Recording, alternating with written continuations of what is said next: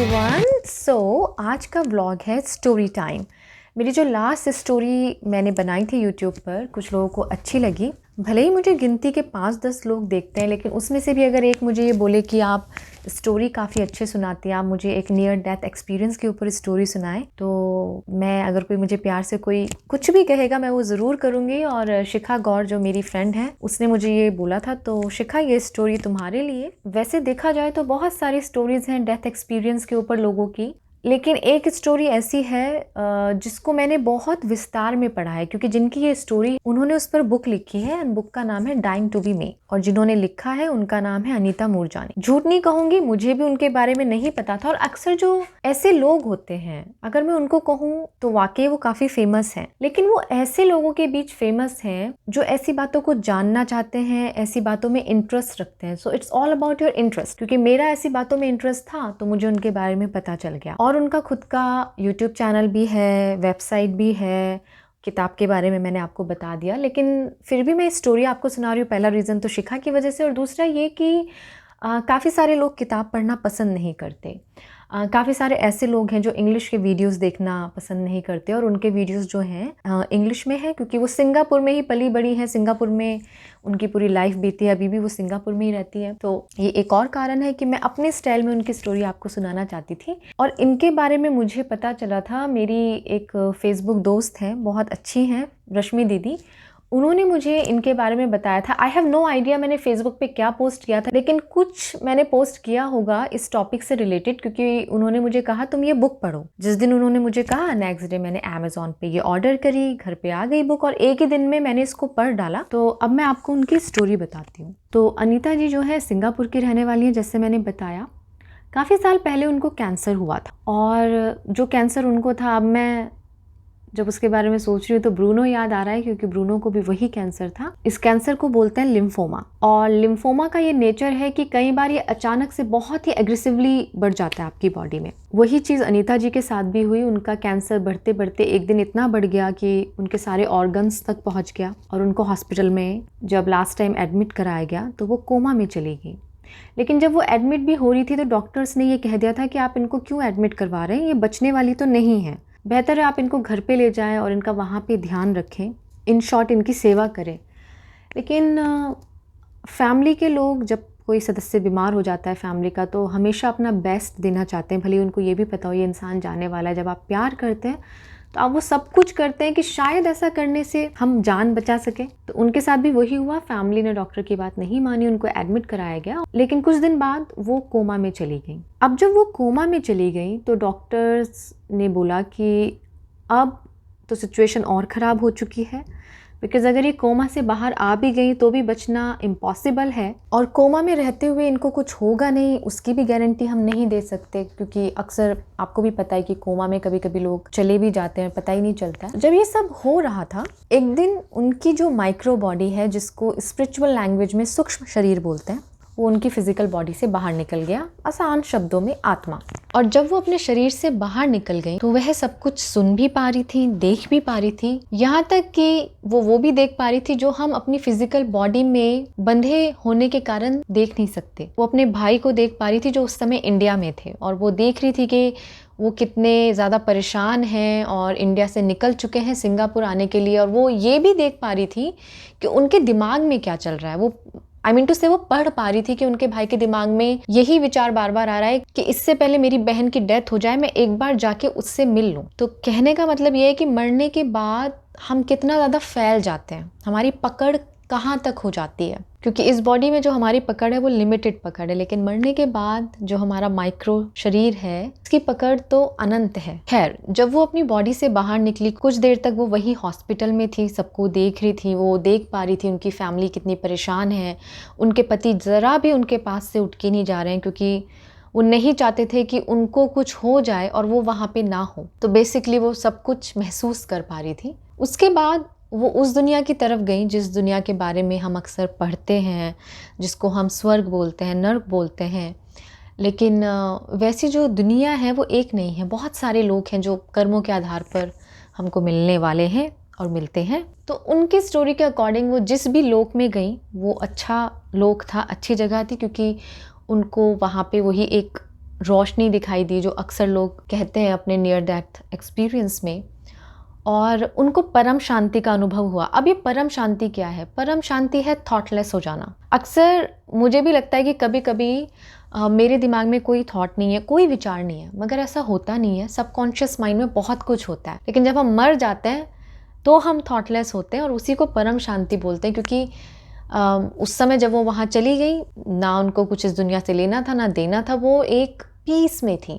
और वो जो पीस होती है वो आपको हमेशा यही कहती है कि आप यहीं रहो जहाँ आप हो, आप यहाँ इस दुनिया में वापस नहीं आना चाहते। और यही उनका भी हाल था, वो यहाँ वापस नहीं आना चाहती थी। फिर उन्होंने अपने पिता को वहाँ महसूस किया जिनकी डेथ 10 साल पहले हो चुकी थी। और उन्होंने अपनी किताब में लिखा है कि ये जो मोमेंट है उस एक्सपीरियंस का, ये बड़ा डिफ़िकल्ट है समझाना लोगों को। क्योंकि जब हम इस दुनिया में हैं तो हमको बात करने के लिए बोलने की ज़रूरत है, लिखने की ज़रूरत है। मतलब बिना बात के या बिना इशारों के हम समझा नहीं सकते। लेकिन उस दुनिया में आपको ऐसी किसी भी चीज़ की ज़रूरत नहीं है जो इंसान के रूप में आपको चाहिए होती है। वहाँ पे सब कुछ टेलीपैथिक तरीके से होता है। तो जो उनके पिता हैं, जो भी उनसे कहना चाह रहे थे वो बोल के नहीं बता रहे थे, और वो ऐसे उनको देख भी नहीं पा रही थी। एक ऊर्जा की तरह थे, मतलब एक एनर्जी समझ लीजिए। लेकिन जो भी वो उनसे कहना चाह रहे थे वो बराबर समझ रही थी। उनके पिता ने उनसे यही कहा कि देखो अभी ये तुम्हारा टाइम नहीं है यहाँ का, लेकिन चॉइस इज योर। तुमको अपनी बॉडी में जाना है कि नहीं जाना है, इट्स योर चॉइस, लेकिन अभी ये तुम्हारा टाइम नहीं है। तो बार बार वो यही चाहती थी वो वापस ना जाए। लेकिन उन्होंने काफ़ी कुछ और भी लिखा है कि जब वो वहाँ पे थी तो उनको ये भी दिखाई दिया कि उनके पति की जो लाइफ है उनसे बड़ी कनेक्टेड है, और अभी उस लाइफ को और उनको जीना है, तो अपने पति के लिए ही उनको लौटना पड़ेगा। जब उनको ये सारी बातें समझ में आई तो उन्होंने डिसाइड किया कि हाँ, मुझे अपने शरीर में जाना है। और वहाँ पे उनको वो भी लोग दिखाई दिए जो पहले जा चुके थे, जैसे कि उनकी बेस्ट फ्रेंड जिनकी डेथ भी कैंसर की वजह से ही हुई थी। ये सब अनुभव उनको वहाँ पे हुआ। फिर उसके बाद वो वापस आ गई अपने शरीर में और उनको होश आया। सारे लोग बड़े मतलब आश्चर्यचकित हो गए कि ऐसे कैसे हो गया। जब उनको होश आया तो उन्होंने उस डॉक्टर से बात की जो डॉक्टर उनकी फैमिली को उनके बारे में बता रहा था कि क्या हो सकता है क्या नहीं हो सकता। और उन्होंने वो सब कुछ उस डॉक्टर को बता दिया कि आप कमरे के बाहर क्या क्या बातें कर रहे थे मेरे बारे में। एंड ही वाज शॉक्ड कि कमरे के बाहर की बातें आपको कैसे पता है। और भी ज़्यादा वो शॉक्ड इसलिए हो गए थे क्योंकि उन डॉक्टर से अनीता जी पहले कभी नहीं मिली थी। जब वो आए थे वो उस समय कोमा में थी। तो ये सारी चीज़ें जब होने लगी तो वहाँ के स्टाफ को बड़ा अजीब लगा। अब ये सारी तो आश्चर्य की बात थी ही, लेकिन कुछ अरसे बाद उनके शरीर से कैंसर पूरी तरह से गायब हो गया। एक ऐसा कैंसर जिसको डॉक्टर ने बोल दिया था कि अब इससे ये बच नहीं सकती, किसी भी समय कुछ भी हो सकता है। उस कैंसर का एक भी ट्रेस उनकी बॉडी में नहीं था। आई विश ब्रूनो के साथ भी ऐसा होता, बट एनीवेज। और डॉक्टर और भी ज़्यादा परेशान हो गए कि ऐसे कैसे हो सकता है, कैंसर का एक भी नामो निशान नहीं। मतलब कुछ तो होना चाहिए ना जिसपे हम रिसर्च करें। काफ़ी सारी टीमें उनको देखने आई हैं अमेरिका से, लंदन से। और जब लोग उनसे पूछते थे कि ये कैसे हुआ, तो उनका जवाब अक्सर होता था ये आपको जानना चाहिए, आप डॉक्टर हैं, आप अपनी साइंस से पता चलाइए कि ये कैसे हुआ। क्योंकि वो कुछ भी कहती डॉक्टर्स उसको मानते ही नहीं, क्योंकि साइंस अपनी तरीके से काम करती है। उनके साथ जो हुआ फॉर मी वो मिरेकल ही है, जादू है कि कैसे एक इंसान इतने डेडली कैंसर से बाहर आ गया, लेकिन उनके साथ हुआ। और इसके बाद जब वो ठीक हो गई तब उन्होंने डिसाइड किया कि उनको किताब लिखनी चाहिए। अब जैसे कि उन्होंने अपनी बुक में लिखा है कि उन्हें कैंसर कैसे हुआ था, ये उनको वहीं पे पता चल गया था जब वो अपने शरीर से निकल गई थी, उनको कैंसर कैसे हुआ। तो उन्होंने लिखा है कि वो अक्सर कैंसर को लेके बहुत सोचती थी, क्योंकि 2 लोग उनकी ज़िंदगी के जो बहुत करीब थे वो कैंसर की वजह से चले गए थे। उनमें से एक उनकी बेस्ट फ्रेंड थी।